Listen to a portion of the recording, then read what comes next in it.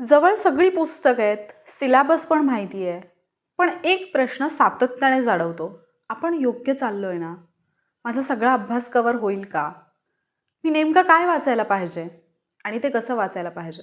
जर तुम्हाला सुद्धा हाच प्रश्न पडला असेल, तर हा व्हिडिओ फक्त तुमच्यासाठी आहे. व्हिडिओ शेवटपर्यंत नक्की पहा. हे कन्फ्युजन होण्यापाठीमागे महत्त्वाची 3 कारणं आपल्याला पाहायला मिळतात. त्याच्यातलं सगळ्यात पहिलं कारण म्हणजे ओव्हर इन्फॉर्मेशन. ओव्हर इन्फॉर्मेशन म्हणजे नेमकं काय? आपण खूप वेगवेगळ्या टॉपर्सचे इंटरव्ह्यू ऐकतो आणि जेव्हा टॉपर्सचे इंटरव्ह्यू ऐकतो त्यावेळेला प्रत्येकाने सांगितलेली माहिती काहीतरी वेगळं सांगून जाते आणि मग आपल्याला कळत नाही की याच्यातलं मी नेमकं काय फॉलो करू. ज्यावेळेला तुम्ही खूप सगळ्या यूट्यूबवरती वेगवेगळ्या स्ट्रॅटेजीज पाहता त्यावेळेला तुमचं कन्फ्युजन आणखी जास्त वाढतं. कारण प्रत्येक प्लॅटफॉर्मवरती, प्रत्येक यूट्यूब चॅनलवरती, प्रत्येक अकॅडमीने वेगवेगळी स्ट्रॅटेजी सांगितलेली असते आणि मग तुम्हाला असं वाटतं की याच्यातली कुठली स्ट्रॅटेजी मी नेमकी फॉलो करू. आणि या विचारामध्ये तुम्ही इतके गुंतून जाता की तुम्ही ॲक्च्युली काहीच ॲक्शन घेत नाही. आणि पुढची गोष्ट येते ती म्हणजे बुक लिस्ट किंवा आपल्याकडे असणारी भरमसाठ पुस्तकं. आता याच्यातलं नेमकं कुठलं पुस्तक वाचायचं हे कळत नाही. एकाच विषयांचे एकापेक्षा जास्त रेफरन्सेस जवळ असतील तर याच्यातली कुठली इन्फॉर्मेशन आहे जी मी डिटेलमध्ये वाचायला पाहिजे हे कळत नाही.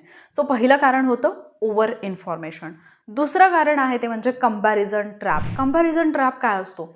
बऱ्याचदा आपण ऐकतो ना की कोणीतरी XYZ ही व्यक्ती किंवा एखादा MPSC ॲस्पिरंट किंवा ठराविक एका लायब्ररीमध्ये बसणारे स्टुडंट 12-12 तास अभ्यास करतायत, 14 तास अभ्यास करतायत आणि मग आपल्याला सेल्फ डाऊट होतो की मला एवढं पॉसिबल आहे का? मी 12 तासाचा 14 तासाचा अभ्यास करू शकेन का? आपण बऱ्याचदा अशा बातम्या ऐकतो की तिने पहिल्या अटेम्प्टमध्येच एक्झाम क्रॅक केली, तिने तर 21व्या-22व्या वर्षीच रँक मिळवली आणि मग आपल्याला वाटतं की आपण कुठे येऊन पडलोय, आपलं काही होईल का? सो हा एक ट्रॅप आहे जो तुम्हाला इतरांसोबतच्या कंपॅरिझनमध्ये अडकवत आहे. आणि याच्यातलं तिसरं कारण असतं ते म्हणजे लॅक ऑफ क्लिअर प्लॅन. म्हणजे तुमच्याकडे कुठलाही क्लिअर प्लॅन नसतो, तुमच्याकडे ती क्लॅरिटी नसते आणि मग तुम्ही आज एक सब्जेक्ट घेऊन बसलाय, उद्या वेगळाच सब्जेक्ट घेतलाय, परवा वेगळाच सब्जेक्ट घेतलाय. ज्यावेळेला 15 दिवसानंतर तुम्ही परत पहिल्या सब्जेक्टकडे येता त्यावेळेला तुमच्या लक्षात येतं की मी आत्तापर्यंत अभ्यासलेलं माझ्या काहीच लक्षात नाही आहे. मी आत्ता झिरो आहे आणि मला परत एकदा नव्याने सुरुवात करायची आहे.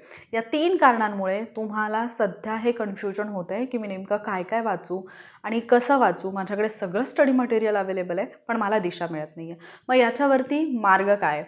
3 मार्ग मी तुम्हाला सांगणार आहे. ते जर तुम्ही फॉलो केले तर डेफिनेटली तुमचं कन्फ्युजन तर दूर होईल पण याच अटेम्प्टमध्ये तुम्ही एक्झामसुद्धा क्रॅक कराल.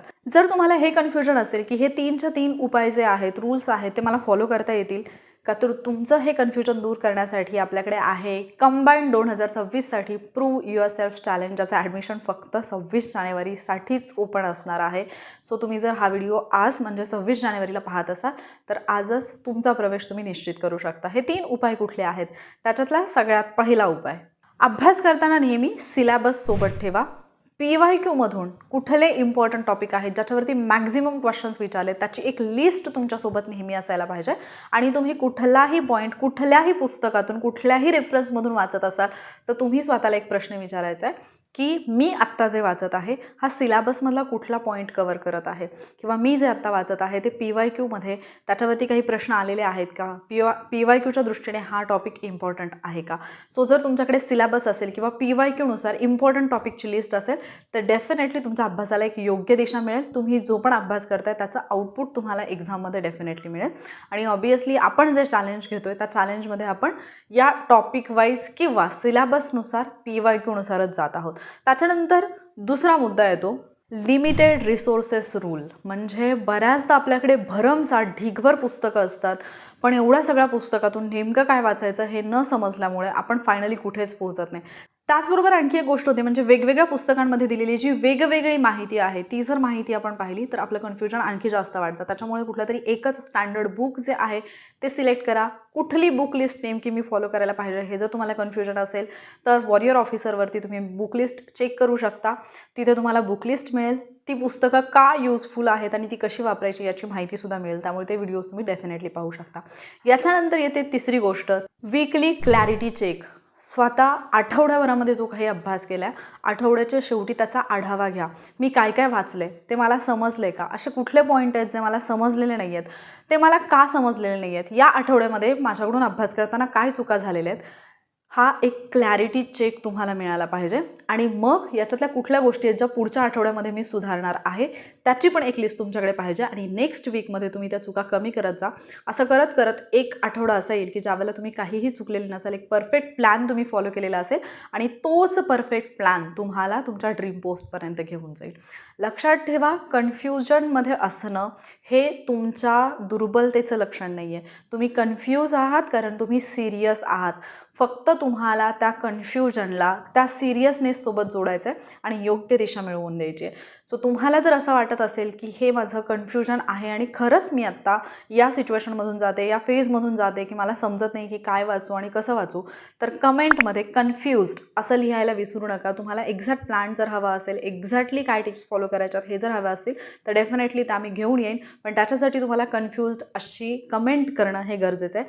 त्यासोबतच तुमच्याच सारखा आणखी कोणीतरी एक ॲस्पिरंट असेल जो या कन्फ्युजनमध्ये असेल आणि त्याच्यामुळे कदाचित तो अगदी गिवअप करण्याच्या मार्गावरती असेल, सो त्याच्यापर्यंत हा व्हिडिओ नक्की पोहोचवा, कारण हा व्हिडिओ त्याच्या आयुष्याला एक नवी दिशा मिळवून देईल. त्यामुळे व्हिडिओला शेअर करायला विसरू नका, लाईक करायला विसरू नका आणि जर तुम्ही या प्लॅटफॉर्मवरती नवीन असाल तर चॅनलला सबस्क्राईब नक्की करा.